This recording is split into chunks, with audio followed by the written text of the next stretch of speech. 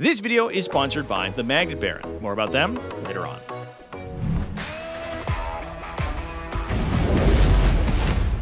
What's up, folks? Welcome back to TacticalTortoise. My name is Trevi, and today we're going to talk about something that we don't really talk about that much on the channel, and that is narrative Warhammer 40,000. Obviously, this channel is largely a competitive one, but recently, my community in the TacticalTortoise Discord, which you can join on my link tree, which is down in the video description, has been running a Crusade, and it's been a pretty good time. So I want to talk about the Crusade rules and break down how you build a Crusade army and how you build it up through a campaign of games. Now, the first thing I think it's important to talk about is exactly what Crusade is. And in that, it's kind of also important to talk about what it isn't. Crusade is a narrative structure to play Warhammer 40k that gives you mechanics by which your army can grow and evolve through linked game. It isn't its own particular game format, and it doesn't have any missions or anything built into the core rules. Instead, it's kind of an overarching framework that you can then slot in Crusade mission packs into, where you actually get campaign mechanics, how teams will win,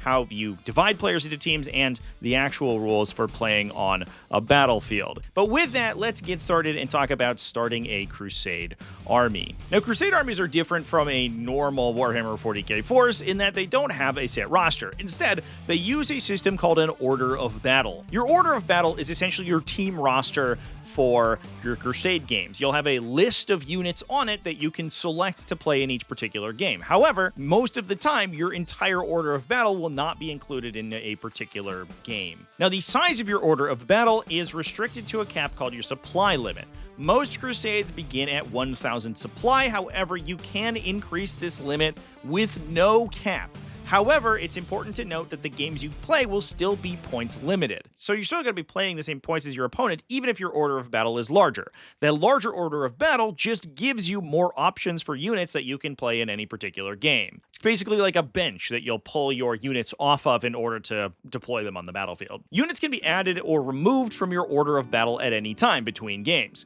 provided that their cost does not exceed your supply limit. However, the catch is that as units participate in Crusade games, they will accrue experience points, and removing a unit from the order of battle causes them to lose that experience permanently. So there is an incentive to stick with units, even if they might not be perfectly efficient. Now, an order of battle will also contain a pool of resources called Requisition Points. These are points that you spend to add to your supply limit or to update your units between games. You can spend Requisition Points on requisitions at just about any time. These include increased supply limit, which adds plus 200 to your supply limit, going from at a baseline a 1,000 point supply limit to 1,200, allowing you to bring potentially different units into future games.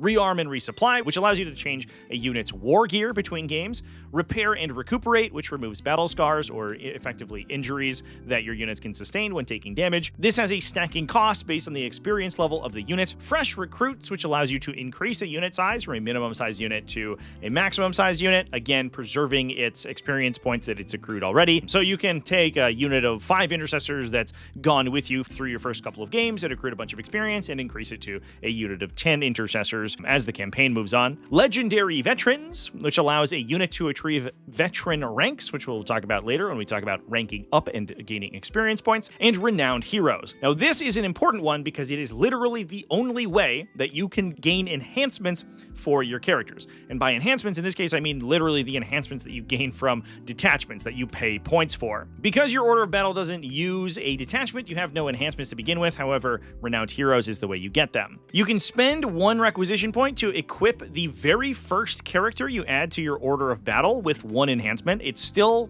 increases their points cost, so they will cost your supply limit and obviously points in games based on their cost, including the enhancement. However, it doesn't require you to take any battle honors to equip, which is another concept that we'll talk about when we talk about ranking up characters. Subsequently, after you've gained that 1 first enhancement, you can purchase additional enhancements each time one of your characters levels up to a new rank at a stacking cost. To do so, you replace the battle honor that character would normally receive. So instead of getting a relic or a trait, that you would generate normally, which we'll talk about later. You can use the 1 requisition point and pay out of your supply limit to attach an enhancement to that character. Now, the important thing about Renowned Heroes is that the enhancements that you equip to your characters need only follow the baseline requirements for equipping that enhancement. So effectively, as long as you fulfill the keyword requirements for that enhancement, you can attach it to the character, even if it's not a detachment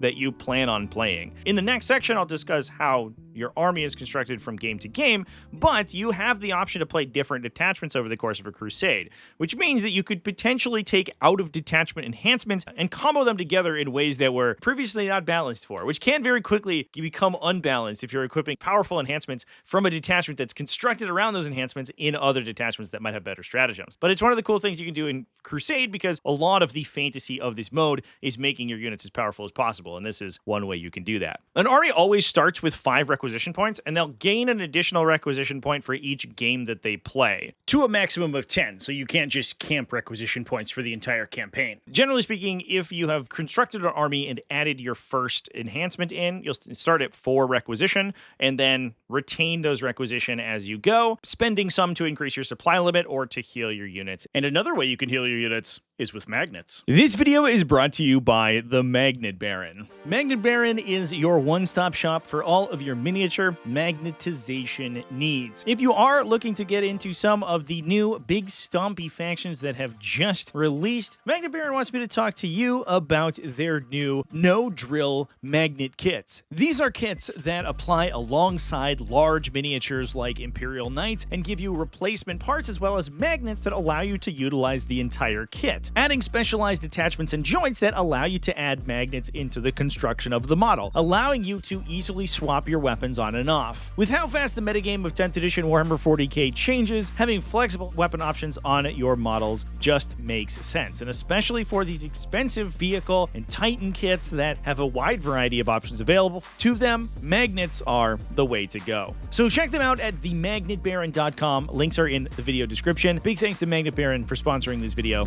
Now let's get back to it. Now, units in your order of battle are also worth a second value called Crusade Points. These don't count against a cap or aren't spent in any way, but instead it's a measure of how powerful your army is compared to your opponent. Each enhancement or battle honor that a unit receives increases its Crusade Points value by 1, and each battle scar or permanent injury that they receive reduces their Crusade Points by 1.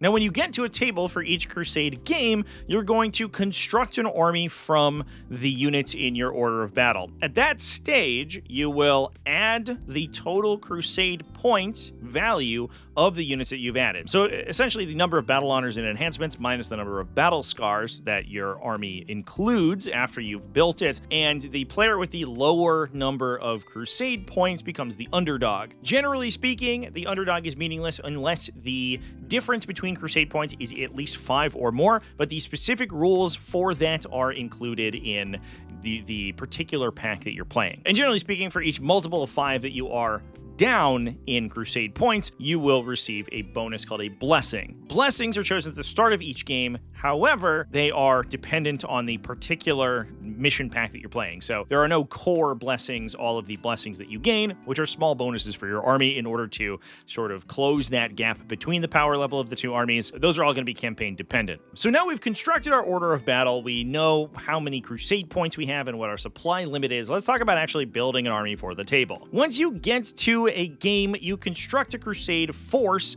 from your order of battle. Crusade games are conducted exactly like normal games of Warhammer, generally starting at 1,000 points and increasing in total size as the campaign goes on, oftentimes somewhere between 1,000 and 2,000 points. It should be noted, however, of course, that the limit that you can bring to the battlefield is dependent on your supply limit, so you do need to pay requisition points to increase your supply limit to play those larger games. At the muster army step of each game in the Crusade, you will construct construct an army out of the units in your order of battle to the predetermined points limit. So even though your supply limit might be enormous because you keep spending requisitions to increase it by adding supply cap, that just increases the units you have available to play. It doesn't actually increase the total size of your army. As long as your order of battle has enough units on it to supply the full points value of the game, you and your opponent's army should be around the same size. An interesting quirk of the format is, since the order of battle doesn't have a detachment, when you muster your army, you can choose the detachment that you're playing.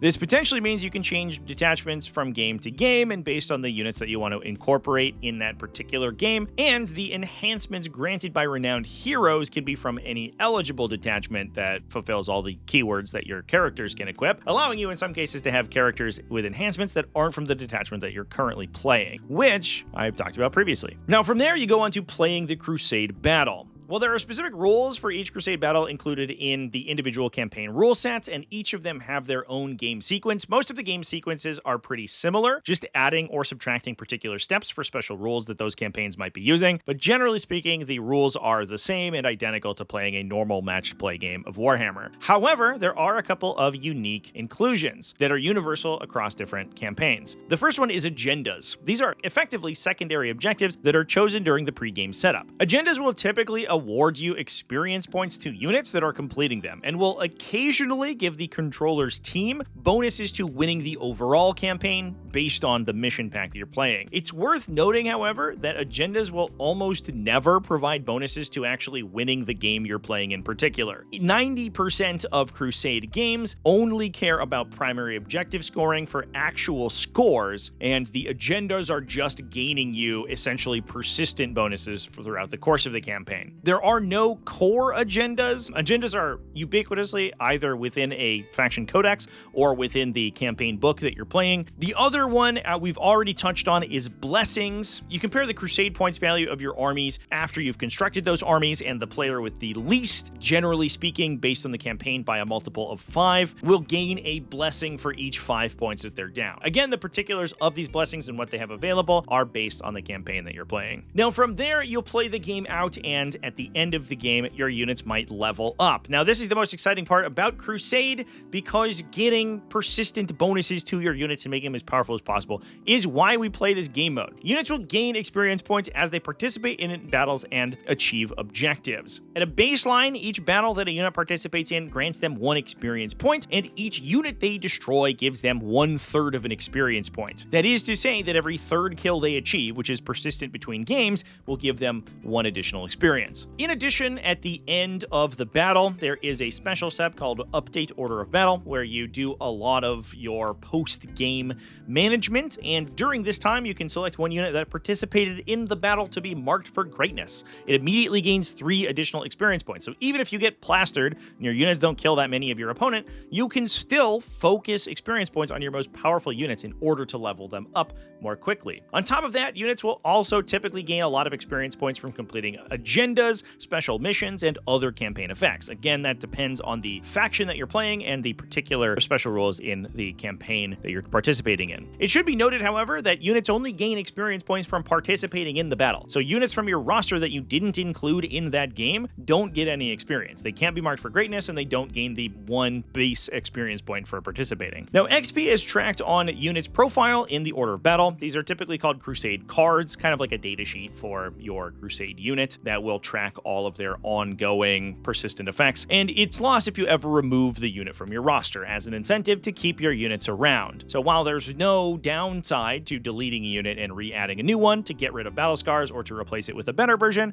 obviously any accrued experience points you gain at that point will be lost. Units will also gain ranks as they gain experience. At a baseline, when a unit is added to your roster and it has 5 or less experience points, it is considered of battle-ready rank. Once it gains its 6th experience point, it becomes blooded and gains a battle honor, which we'll talk about momentarily. When it gains its 16th experience point and up to 30 experience points, it gains battle hardened, which gains it a 2nd battle honor. There is a cap of 3 battle honors on non-character units. However, you do have access on non-character units to the legendary veteran Requisitions requisition, which I said we'll talk about later. That requisition for 3 requisition points, when a unit caps its experience, so gets to 30 experience points, gains the ability to then rank up even farther. You can pay those 3 requisition points to then unlock its total cap of experience and allow it to proceed to heroic status once it gains its 31st experience point. From there, once it gains 51 or more experience points, it can become legendary, and each time it achieves one of those ranks, it's going to gain a battle honor, which we'll talk about momentarily. Now, I should note, though, that characters do not have this restriction. They can go all the way from battle ready to legendary without having to pay for legendary veterans. It's only for non-character units that you have to spend the requisition points to allow them to level up past battle-hardened rank. Another little bonus for characters. However, there are a couple units that do not level up and do not gain any bonuses whatsoever. These are specifically epic heroes, fortifications, summoned or replacement units. So, for example, if you have an effect that adds a new unit to your army roster when a unit's destroyed, like a reinforcement style effect, they do not gain additional experience points by themselves. And the last one being randomly swarms. Get wrecked swarms, I guess. Depending on the campaign you're playing, epic heroes themselves may gain other bonuses that sort of ape the battle honors that normal characters could get, but generally speaking, the focus of the campaign is going to be on non-epic hero characters and units. Now, what do you get each time you rank? The bonuses you gain are called battle honors. Now, bear with me here because this is a little bit confusing. The battle honors are then further split into 3 separate categories, 4 if you want to count enhancements. These are battle traits, which is very confusing because you both have battle honors and battle traits in the same section in a nested hierarchy. It's okay. We'll get through it together. I believe in us. Weapon modifications as well as Crusade relics. Now, each time a unit ranks up, you can pick one of those 3 or 4, depending on how you counted, categories to assign to that unit. That is their battle honor for that rank, and while you can have multiple battle honors of the same type, so for example, a unit could accrue up to potentially 6 battle traits, they cannot have duplicates of any of these. So they can't have 2 battle traits of the same type, and they can't have 2 relics of the same type, for example. Battle traits become from your faction or crusade book and are often restricted to keywords. Most keywords will have a list of battle traits that they could potentially unlock. Next up, we have weapon modifications. Now, weapon modifications are included in the core rules. It is a chart, a 2d6 table on which you roll. You choose one model in your unit and one weapon equipped by that model. It's not like an enhancement that can improve the effectiveness of all of your weapons. Instead, it just affects a single weapon, and it improves their statistics somehow based on what you roll. It will always give you 2 separate effects. If you ever roll duplicates, you continue to roll until you stop rolling doubles. However, once you've rolled, that's basically all you get. Your results are locked in. So you have no particular guarantee that you might get the benefits that are good for you. These include an additional weapon skill or ballistic skill, which could be bad if you have a base 2+ weapon skill if you're a character or something, so that one's a little bit sketchy. +1 strength, +1 AP, +1 damage, +1 attack, or critical precision. Weapon modifications are exclusive with one another, so you cannot re-modify a weapon that's already been weapon modded.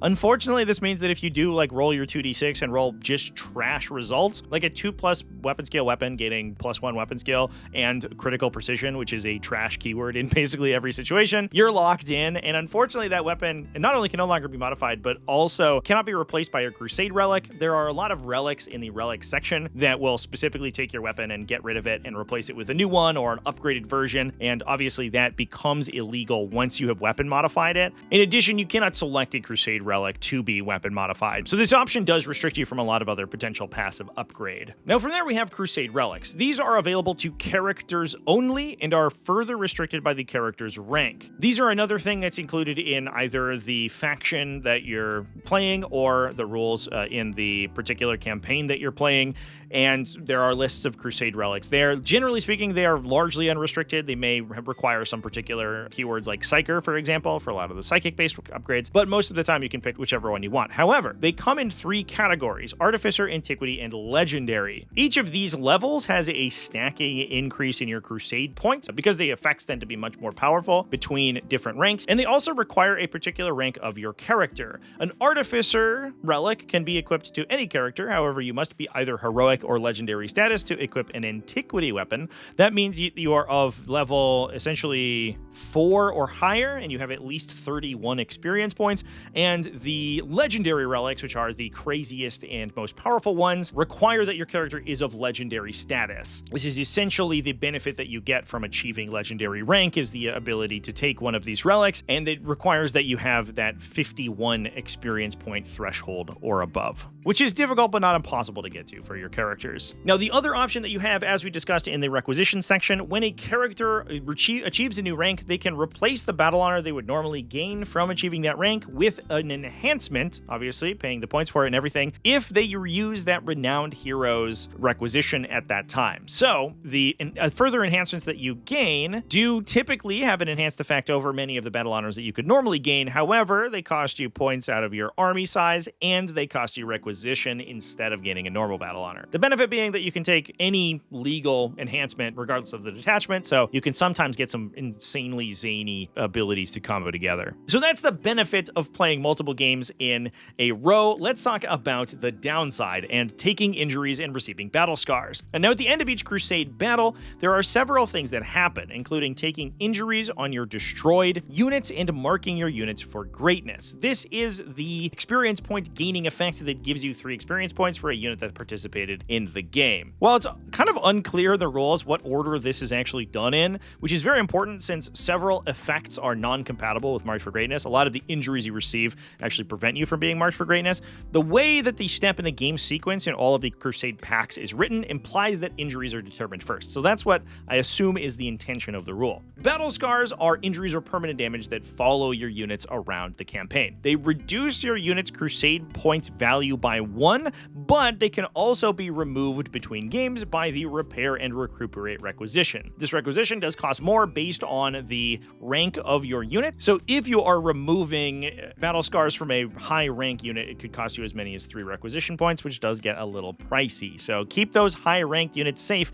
Notably, this requisition must be purchased after the battle is concluded, so you don't have a window between suffering injuries and selecting a unit to be marked for greatness in which to remove their battle scar. Oh, hello. Can you teach me about playing Crusade? Now, similar to gaining experience points, Epic Heroes, Fortifications, Swarmed, and Summoned units also cannot receive battle scars. So while they can't increase their effectiveness with experience, they also do not suffer permanent injuries during the course of your Crusade. So you win some and you lose some when taking those units in your order of battle. To receive battle scars, you roll an out-of-action test at the end of each game for each unit that was destroyed from your army over the course of that battle. On a 2+, on a 1d6 roll, you're totally fine, but if you roll a 1, you have received an injury. This allows you to choose. You can either receive a devastating blow, which removes a battle honor from your unit, so you get rid of a trait or a relic, for example, or you gain a battle scar, which is a further roll, which can impose penalties like not being able to advance in reducing their movement characteristic, not being able to use stratagems on the unit, not being able to be affected by friendly aura abilities, and giving every single attack that targets you lethal hits. So these are some pretty serious downsides. If a unit has 3 battle scars at any one time, then it must choose Devastating Blow when it receives any further battle scars. However, if it has no battle honors at that time, so it tries to take a Devastating Blow and remove a battle honor but doesn't have any, it's actually just killed entirely and removed from your roster. This is basically one of the only ways that the game actually forces you to remove units from your roster and forces you to lose experience points. Obviously, though, this is difficult to do because you'll have to have a unit that goes through multiple games, fails a lot of out-of-action tests, and you never rearm or recuperate them. Now, several of the battle scar effects, such as Mark of Shame and Disgrace, prevent you from being marked for greatness to gain that 3 experience points, which is the particular reason that the timing between receiving a battle scar and choosing Marked for Greatness matters quite a big deal. Now, before we wrap things up, I would be remiss if I didn't discuss attached units, which do have some weird implications inside the Crusade rules. Attached units have their own section cut out from the Crusade mechanics that specify that individual components of a attached unit, both the leader and the bodyguard unit, are considered separately when considering out-of-activation tests. In addition, each component of an attached unit, both the unit itself and the character, gain the 1 baseline battle experience point for participating in a battle. However, if they are marked for greatness, only 1/2 of that attached unit gains it, either the attached unit, one unit of your choice, or the bodyguard unit.